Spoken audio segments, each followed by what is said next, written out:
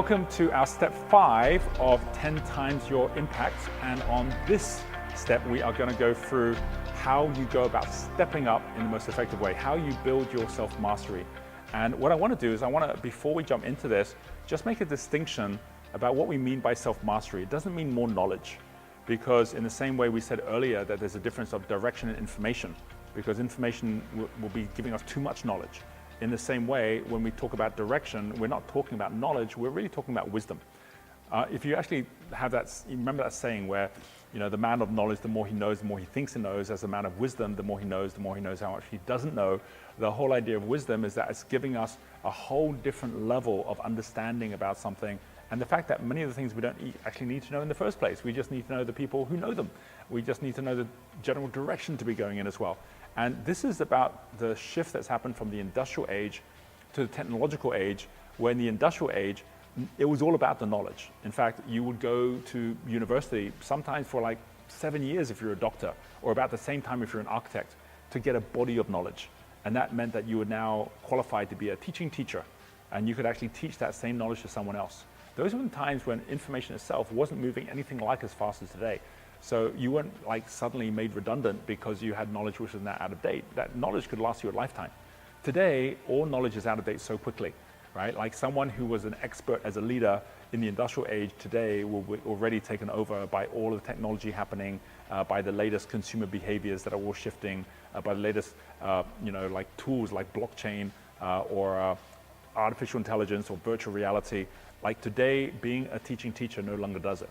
Today, it's about the opposite, which is being the leading learner. Being the leading learner isn't the person that had to go and learn 7 years worth of information. It's the person that's learning every day.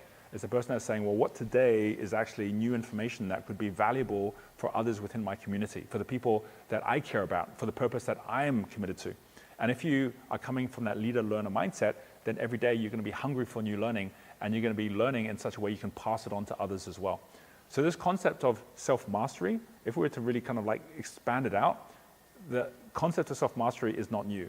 It was really, in fact, a couple of times in the past, it's actually become a fundamental core of an entire system of thinking, together with self-expression, together with self-awareness, and the three of them linked together into something called humanism. And humanism was what really kicked off the Renaissance, which was about the macrocosm and the microcosm. You've all seen, the drawing of the Vitruvian Man, which was Da Vinci's drawing of basically how we all basically are perfection in itself if we actually were to look inside. And if you take that concept, which is all three of them linked together to provide something which today is sorely lacking, which is self-sufficiency, the ability for us to actually be aware of enough of ourselves and our own resources, the ability to then master those resources and our use of them, and then to be able to express ourselves in a way that's authentic to us, means that we become self-sufficient in a way that for many of us, we're forgotten or we never learned when we went to school. And I'll give you an example of this. I did art when I was at school. I loved art. But it was only later in life I realized just how much just going through that art process really taught me dependency.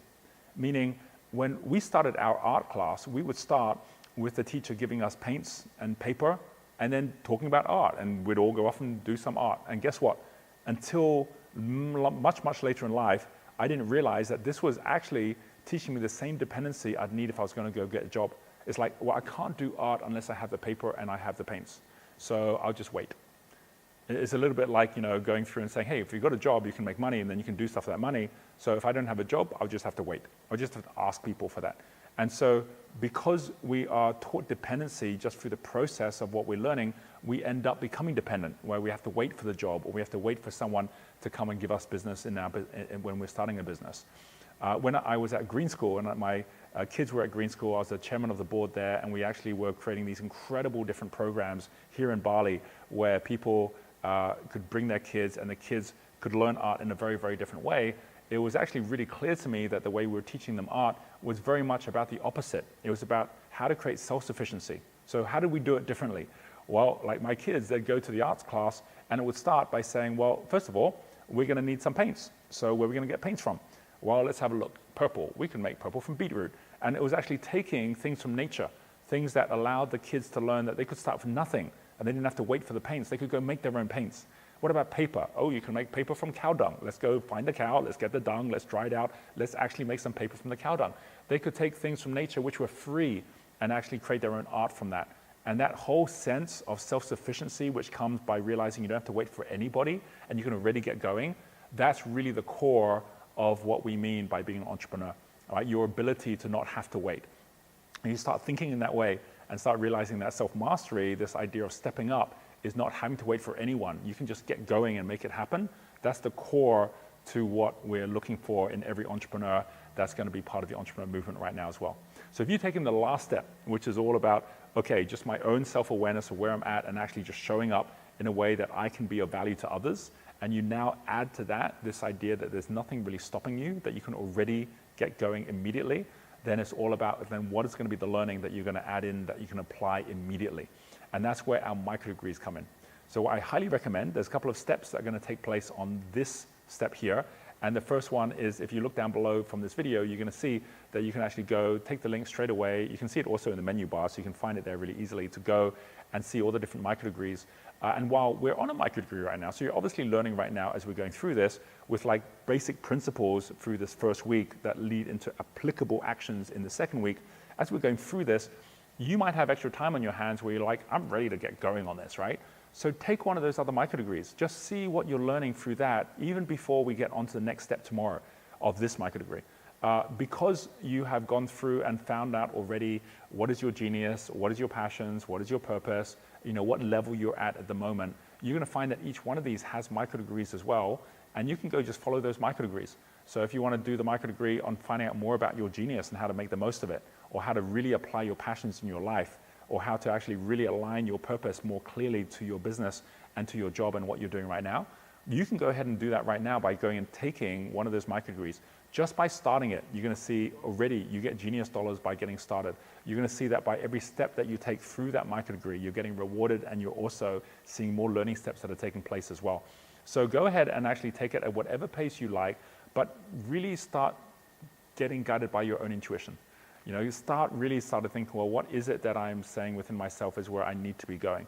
Because the biggest advisor and mentor that you have is yourself. And for most of us, we are so in the noise and the static of day-to-day life that we forget the music that's already inside. So as you're opening yourself up to that music and you're hearing it, follow it and say, well, which one feels right for me that I should be doing right now? And just give it a go and see how you get rewarded through actually going through those steps as well.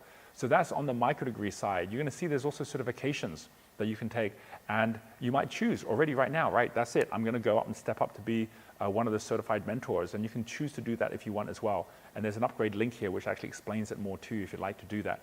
But you choose whatever feels right for you right now to take that next step. And what I'd love you to do is in the comments down below for you to actually just share what's like one big learning that's come out of this whole sense of self-sufficiency. To what extent are you at the moment really stuck more in fear of I have to wait for permission before I can get going, as opposed to I'm ready to get going and I'm just going to get into it and actually get guided by that intuition in terms of what are the right steps to move you already towards the vision that you already have set out at the beginning of this micro degree as well.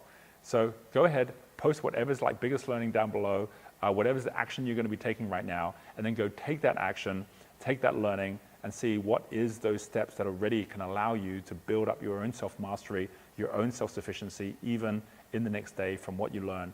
And most importantly, whatever that learning is, pass it on. It may be on Genius U that you want to pass it on. You post it in the stream. People will see that and actually then be able to actually connect back with you, because that might be a learning that they then find really value as well. Realize that every time you pass on your learning, the learning grows, because you learn so much by actually taking it in, you learn even more by articulating it out. And so by actually just going through that process where you start realizing the power of that, you're going to start finding that this process that you're going through while you're here on Genius U, you can start reflecting out in life to the people you're meeting on a day-to-day basis as well. Invite them to come and join you on this journey as well if you believe that they're an entrepreneur that's ready to hear the things that you're hearing here, to be able to shift their thinking and to also be part of the entrepreneur movement, where collectively we're going to be out there making a difference every day. I'll catch up with you on the next step.